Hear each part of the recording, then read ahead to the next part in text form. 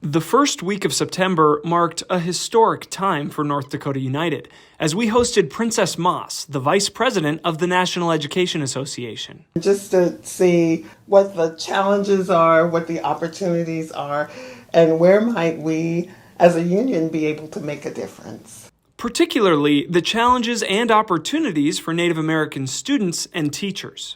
We are happy to host her and introduce her to people who are actually practicing education in Native schools across the state, and so she could get firsthand knowledge and firsthand narrative of the triumphs and the challenges that those students and teachers and school systems face. The trip began with Dorothy Moses and Wachter Middle School in Bismarck. The reason we started in Bismarck is because Bismarck Public Schools educates the largest number of Native students in the state of North Dakota, with the exception of Belcourt, which is on the Turtle Mountain Reservation. At Wachter Middle School, they met Teacher of the Year finalist Sheila Peterson. Then, they visited Theodore Jamerson Elementary School on the United Tribes Technical College campus. Next was Cannonball Elementary on the Standing Rock Reservation, where a drum circle welcomed them, and Princess was honored with a star quilt and personally greeted by every student. I was so touched. It really left a big impression on my heart. They visited Eli Elementary School in Rugby to congratulate Teacher of the Year finalist and elementary music teacher Andee Mattson.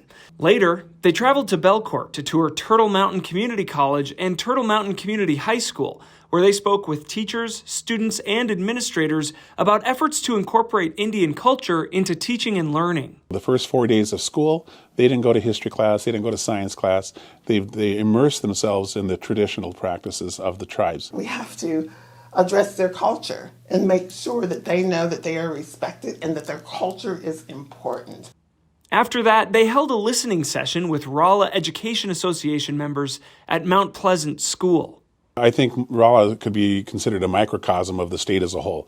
First of all, there's just not enough childcare option. The other thing is that we've learned is that salaries are still not enough to keep people from leaving the profession early. The following day, they visited Minot High School to discuss the upcoming school year and met with Newtown Superintendent Mark Bluestone. They concluded their trip with a visit to White Shield, where Vice President Moss was honored with another star quilt, and where, much to her surprise, a student approached her for a hug. It was just an amazing moment, and I'm not sure what all was going through that young lady's mind. But I can imagine maybe it was seeing someone who looked like her being in that space. Throughout the trip, Archuleta inquired about teacher demographics. There was a lower percentage of Native American teachers compared to students at nearly every stop.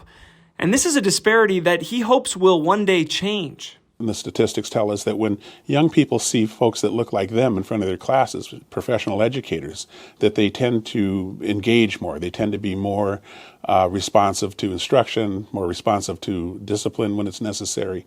And it's a good idea to have people of color teaching classes as well. As for Princess Moss's impression of North Dakota, there's a lot of great stuff going on here in North Dakota.